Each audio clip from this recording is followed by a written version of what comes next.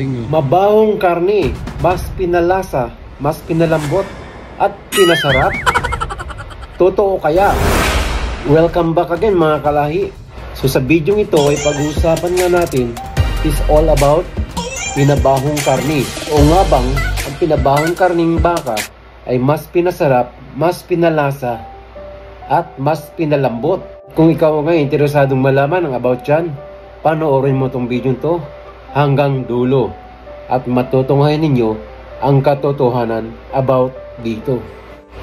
So yun guys, kamusta kayong lahat, no? So welcome back ulit sa aking panibagong video. So totoo nga ba ang isang karne ng baka pag ito yung pinabaho is lalo malasa at malambot? Ang sagot dyan is once nga isang baka o isang karne ng baka ay nilagay mo sa isang proseso na kung saan ito ay tinatawag na aging process, ay totoo nga pong ito ay lumalambot, sumasarap, at lumalasa. Paano ko naman nasabi? Dahil nga po ay ginagawa namin ito nung ako ay nagtatrabaho pa lang as butcher sa Shopwise.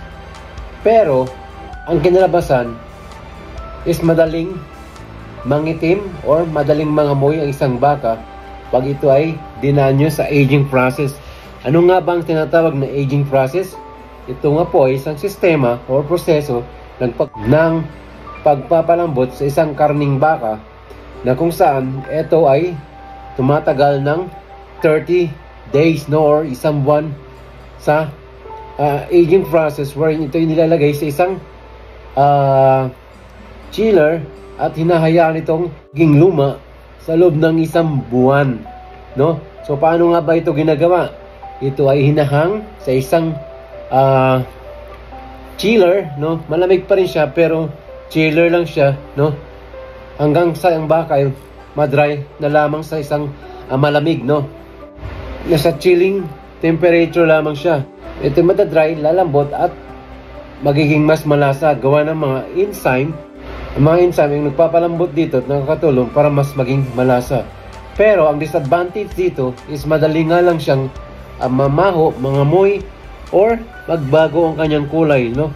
Nagkakaroon ka dito ng discolorization once na ito inyong giniling, once na ito inyong kinat, no? Para ibenta. So within one day is madali ka agad siyang masira, no? At dito nga po mga kalahi sa Canada is mayroong ganyan, no? At ito po ay nakita ko sa Co-op supermarket, no, na kung saan ay ito nga, ang video ito ay panoorin ninyo. Yan mga kalahi, oh, nakita nyo. So pinabahong karni, no, butchered from Canada. And dami nyo, no, galing nyo. Hinahang nila yan para mag aging, kumbaga pinapalambot nila at nadadagdagan din yung lasa, no. So yung tawag dyan is dry aged beef. Ibig sabihin kakat nila yan tulad nito, oh. Hindi siya nakamarinate, no. Kumbaga siguro mga 3 to 5 days ang aabutin dyan. Minsan nga weeks pa, no. Ginagawa rin namin sa Shopwise yan. So yan yung kanya, no, or soda. Nakalagay dyan na ini-aging nila ang baka to become more rich, flavorful, and tasteful, no. At yun nga po ay tumatagal ng 30 days, no, bago lumambot or magiging completely aging process na siya at pwede na siyang ibenta. At ito ay proven na naging mas malasa, mas malambot, at mas masarap, no, dahil ito ay dumaan ng ganyang process, no. Kung tawagin nila ay aging process. So yun, napanood ninyo, totoo nga talagang ang baka once na yung pinabaho is mas lalong sumasarap at nagiging mas malasa. May naisip ako, ano pa kayo mas mabaho, mas masarap at mas malasa? Ikaw, Kalay, may alam ka pa ba?